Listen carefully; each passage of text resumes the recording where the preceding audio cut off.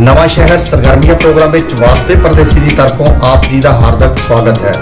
पेश हैं जिला शहीद भगत सिंह नगर नाल संबंधित अज दियां विशेष सरगर्मियां। अरोड़ा वास्ते प्रमुख महाराज श्री अरूड़ जी महाराज जी के जन्म दिवस मौके नवा शहर विखे अरोड़ा सभा नवा शहर वालों मुख दफ्तर अरोड़ा सभा पंडोरा महला नवा शहर विखे हवन जाग करवाया और इस मौके दफ्तर का शुभ मुहूर्त भी होया। इस उपरंत BDC ब्लड सेंटर राहो रोड नवा शहर विखे सभी इच्छुक खूनदान कैंप लगा के समाज सेवी कामों में बनता योगदान पाया। इस मौके श्री राजन अरोड़ा और श्री परविंदर बत्रा वालों सब का धन्यवाद किया। पत्रकार परदेसी की रिपोर्ट नवा शहर।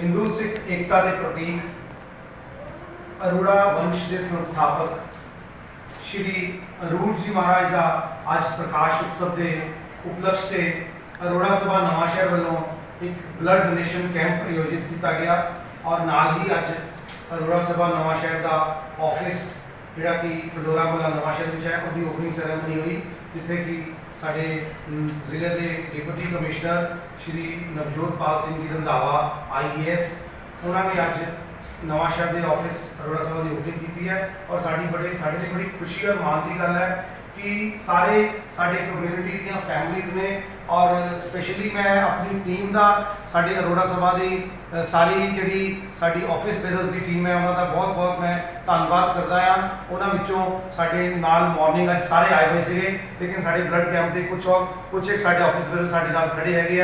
इधर साढ़े नाल दीपक बजाज जी खड़े हैं, साढ़े ट्रेनर राजेश गाबा जी हैं और साढ़े नाल परविंदर बत्रा जी है, साढ़े PRO साहब, साढ़े और एसोसीएशन के जोड़े जनरल सैकटरी है योगेश कुमार जी चार्टर्ड अकाउंटेंट और साढ़े एक बहुत प्रिलिमिनरी मैंबर जोड़े है साढ़े नाल चंदन जी जोड़े कि अज ब्लड डोनेट भी कर रहे हैं। और इस तरह ये जी साड़ी ऑर्गेनाइजेशन है ये अपनी कम्यूनिटी को सारे को इकट्ठा करके और अपनी पॉकेट्स जो डोनेट करके और सारे समाज वास्ते अलग अलग डिमेंशन के पिछले 25 साल तो काम कर रही है और हम सीनियर्स ने ये वाकआउट जी सानू साड़ी जनरेशन को संभाली है और असी भी सोसाइटी के अलग अलग डायमेंशन काम कर रहे हैं, चाहे एनवायरनमेंट है, चाहे बच्चों की एजुकेशन है, चाहे वो slum student child bagging free है और चाहे वो ब्लैक बोर्ड्स है, स्कूलों की यूनीफॉर्म्स है, गरीब जी फैमिलीज है उन्होंने राशन डिस्ट्रीब्यूट करना और इसी तरह इस समाज के जो भाई के काम है रेगूलर हो रहे हैं ਔਰ ਅਸੀਂ ਸਾਰਿਆਂ ਦੇ ਮੈਡੀਸਨ ਕੈਂਪਸ ਮੈਡੀਕਲ ਜਿਹੜੇ ਕੈਂਪਸ ਹੈਗੇ ਉਹ ਲਗਾਏ ਜਾਂਦੇ ਆ ਔਰ ਅਸੀਂ ਆਪਣੇ ਸਾਰੇ ਮੈਂਬਰਸ ਦਾ ਆਪਣੀ ਕਮਿਊਨਿਟੀ ਦਾ ਔਰ ਸਾਰੇ ਸਮਾਜ ਦਾ ਬਹੁਤ ਬਹੁਤ ਧੰਨਵਾਦ ਜੀ। सागर सावन देता है, मधुबन खुशबू देता है, जीना उसका जीना है जो औरों को जीवन देता है। औरों को जीवन देने के लिए हमारी सोसाइटी अरोड़ा सभा रजिस्टर्ड नवांशहर जो कि हर मौके पर कोई ना कोई सेवा का कार्य किसी दूसरे के चेहरे पर खुशियां लाने का काम करती है। तो आज हमारे अरोड़ा परिवार के अरोड़ वंश के प्रवर्तक श्री अरूढ़ जी महाराज जिनका प्रगट उत्सव है, उसी उत्सव पर यह खूनदान कैंप का आयोजन किया गया है। सुबह 8:30 बजे अरोड़ा भवन पंडोरा मोहल्ला में एक जो हमारा अरोड़ा भवन बनाया गया उसका उद्घाटन किया गया, जहां पर सारी अरोड़ा कम्युनिटी के मेंबर्स इकट्ठे हुए। मैं बताना चाहता हूं कि ये अरोड़ा कम्युनिटी जो है हमारे शास्त्रों के अनुसार भगवान श्री राम के वंशज श्री अरूढ़ जी महाराज से ये परिवार शुरू होता है। अरोड़ नाम का एक शहर था पाकिस्तान में उस समय, वहां से अरोड़ा बरादरी का नाम प्रारंभ हुआ। 1947 से पहले ये सिंध आदि और बहावलपुर ऐसे क्षेत्रों में अरोड़ा परिवार बसे हुए थे और महाराजा रणजीत सिंह के राज के समय 1947 के विभाजन के बाद सारे अरोड़ा परिवार अमृतसर में आकर के रहे। अरोड़ा परिवार जो कि है शास्त्र बता रहा है कि बहुत ही मेहनती परिवार और देश की आज़ादी में इनका मुख्य भूमिका इनकी रही है। तो उसी भूमिका को लेकर के आज भी सेवा के कार्य उसी प्रकार चल रहे हैं और अरोड़ वंश का एक बहुत ही सुंदर भवन हमारे पंजाब में पठानकोट में बना हुआ है। सभी अरोड़ वंश के परिवार के वहां अपनी मन्नत पूरी करने के लिए और अपने कुल देवता को मस्तक नवाने के लिए वहां जाते हैं। तो आज सभी अरोड़ा परिवार के मेंबरों को अरोड़ा सभा रजिस्टर्ड नवांशहर की तरफ से हार्दिक बधाई कि श्री अरूढ़ महाराज जी का प्रगट उत्सव बड़ी श्रद्धा और भावना से मनाया जा रहा है। धन्यवाद जी। श्री अरूढ़ जी महाराज जी के जन्म दिहाड़े ते अरोड़ा सभा वालों अज BDC वालों चलाए जा रहे ब्लड सेंटर विखे खूनदान कैंप का आयोजन किया जा रहा है। इस दे वास्ते अरोड़ा सभा का बहुत बहुत धन्यवाद। खूनदान नूं महादान भी कहा जाता है। हर कोई व्यक्ति जिसकी आयु 18 साल तो वध अते 65 साल तो घट होवे, तंदुरुस्त होवे, उसनूं चाहिदा है कि खूनदान नूं अपने जीवन का अनिखड़वां हिस्सा बनावे। खूनदान करन दे नाल जिथे असी एक हस्पताल दे विच खून की घाट सदका दाखल मरीज की जान नूं बचाते हैं, उत्थे ही असी साडे आपसी भाईचारे नूं भी बढ़ावा देंगे हैं। जरूरत इस गल की है कि खूनदान के नाल नाल लोकां नूं हुण प्लेटलेट दान के बारे भी जागरूक होना चाहिए है। देखा जाता है डेंगू वर्गियां कुछ बीमारियां में मनुख के शरीर में प्लेटलेट घट जाते हैं और प्लेटलेट बना के ब्लड सेंटर च नहीं रखे जाते। ये जो प्लेटलेट की लोड़ पैंदी है उदों ही प्लेटलेट ले जाते हैं। मैं BDC के बिहाफ के उत्ते बेनती करनी चाहता हाँ कि लोगों के विच प्लेटलेट दान करने बारे कई भ्रांतियां हैं। उन्होंने चाहिए है कि प्लेटलेट दान करने तो घबराना नहीं चाहिए। हर कोई व्यक्ति जिन्हें अज प्लेटलेट दान किए हों वो 72 घंटिया के बाद दोबारा प्लेटलेट दान भी कर सकता है। इस तरीके दे नाल आओ खूनदान के नाल नाल प्लेटलेट दान नूं भी अपने जीवन का अनिखड़वां हिस्सा बनाइए। इन्हां शब्दां नाल मैं आस करता हाँ कि इलाके के लोग जिहड़े है लोड़वंदां दे वास्ते खूनदान अते प्लेटलेट दान करने वास्ते अगे आउणगे। धन्नवाद। बहुत खुशी की गल है कि अज शहर के नौजवानों ने महाराज अरूढ़ जी महाराज के जन्मदिन नूं समर्पित विशेष खूनदान कैंप अरोड़ा सभा वालों ऑर्गेनाइज किया है और इस जिले का ये भी एक रिकॉर्ड बन गया कि BDC ब्लड सेंटर बनने के नाल हुण कैंपों की कोई कमी नहीं रहिंदी।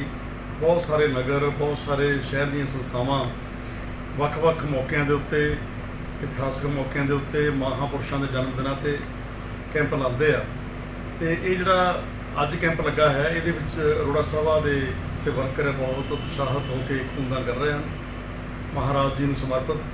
ਤੋਂ ਅਸੀਂ ਇਹ ਵੀ ਸਭ ਨਗਰ ਨੂੰ, ਸ਼ਹਿਰ ਨੂੰ ਦੱਸਣਾ ਚਾਹੁੰਦੇ ਹਾਂ ਕਿ ਜਿੱਥੇ ਅਸੀਂ ਹੋਲ ਬਲੱਡ ਦਿੰਦੇ ਹਾਂ, ਹੋਲ ਬਲੱਡ ਦਾ ਮਤਲਬ ਜਿਹੜਾ ਬਲੱਡ ਦਿੱਤਾ ਅਸੀਂ ਇੱਕ ਪਾਈਆ ਦਿੰਦੇ ਹਾਂ ਤਾਂ ਉਹ ਇਸੇ ਤਰ੍ਹਾਂ ਮਰੀਜ਼ ਨੂੰ 100 ਗ੍ਰਾਮ ਉਹ ਥੈਲੀ ਦੇ ਵਿੱਚ ਦਵਾਈ ਹੁੰਦੀ ਹੈ, 350 ਗ੍ਰਾਮ ਬਣ ਕੇ ਮਰੀਜ਼ ਨੂੰ ਚਲੇ ਜਾਂਦਾ। ਲੇਕਿਨ ਇੱਕ ਪਹਿਲੀ ਮੰਜ਼ਿਲ ਦੇ ਉੱਪਰ ਬਲੱਡ ਸੈੱਲ ਸੈਪਰੇਟਰ ਯੂਨਿਟ ਜਿਹੜਾ ਉਹ ਲਗਾਇਆ ਗਿਆ, ਉਹਦਾ ਲਾਇਸੈਂਸ ਵੱਖਰਾ ਹੈ ਔਰ ਉਹਦਾ ਸਟਾਫ ਵੀ ਵੱਖਰਾ ਹੈ। ਇਹ ਜਦੋਂ ਡੇਂਗੂ ਦਾ ਜ਼ੋਰ ਪੈਂਦਾ ਹੈ ਤਾਂ ਪਲੇਟਲੈਟਸ ਜਿਹੜੇ ਆ ਉਹ ਮੰਗੇ ਜਾਂਦੇ, ਜਿਹਨਾਂ ਨੂੰ ਸੈੱਲ ਅਸੀਂ ਕਹਿ ਦਿੰਦੇ ਹਾਂ। ਉਹਨਾਂ ਦੀ ਜੋ ਡਿਮਾਂਡ ਹੁੰਦੀ ਸੀ ਅੱਗੇ ਜਲੰਧਰ ਨੂੰ, ਚੰਡੀਗੜ੍ਹ, ਹੁਸ਼ਿਆਰਪੁਰ ਦੂਰ ਦਰਾਡੇ ਭੱਜਣਾ ਪੈਂਦਾ ਸੀ।